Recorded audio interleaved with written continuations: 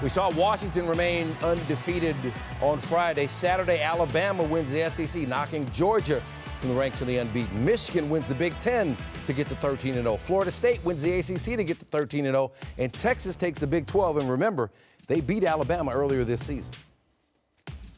Let's welcome in Heather Dinich now, as promised. The college football playoff is her beat. Heather, let's start with Alabama.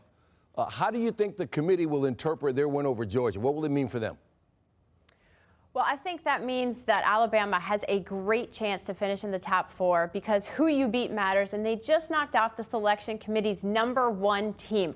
But I also think you can't look at it in a vacuum because Texas won the Big 12, and the selection committee has honored that head-to-head result. And selection committee chair Boo Corrigan said this week it doesn't matter when it happens. It means as much today as it did in week 2. I think they both have a shot to finish in the top four together at the expense of Georgia. Okay, so Georgia loses, but Kirby Smart is making the argument that Georgia is still among the top 4 teams in the country. How do you think the selection committee will approach that? Well, in order for Georgia to get into the top 4 without winning the SEC, everyone around that table upstairs has to agree that Georgia is unequivocally one of the 4 best teams in the country. If there's any doubt in that room, they have to resort to their selection committee protocol, which has tiebreakers, and Georgia would lose 2 of them. 1 is the conference title, and 2 is a head-to-head loss to Alabama. So I think this is a year it's really difficult for any team that doesn't win its conference title to finish in the top 4 simply because there is an unprecedented amount of other contenders. So essentially there are 3 teams left for 2 spots is what we're saying. Texas, Alabama, Florida State. In what order do you think they see them right now?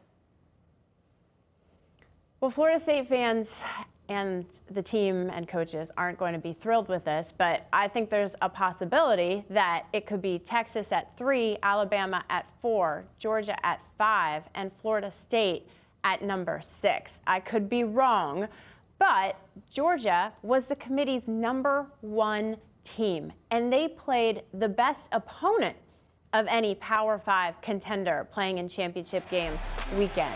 The way Florida State played mattered. I realize it was their 3rd-string quarterback. So does the selection committee.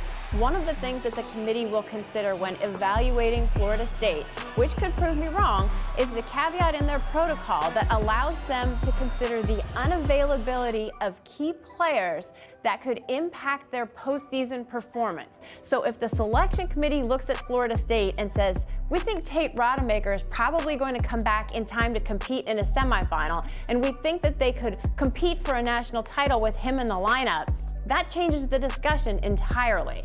If they see Florida State based on what happened today, there's definitely a possibility the Seminoles could be the first undefeated Power 5 team to be excluded from the top 4. Yeah, it seems like there's at least 1, maybe 2 teams with a convincing argument that they should be in but won't be in. Heather, great having you. You're an invaluable resource this time of year. Thank you so much. Give me something. Light a cigarette just so I can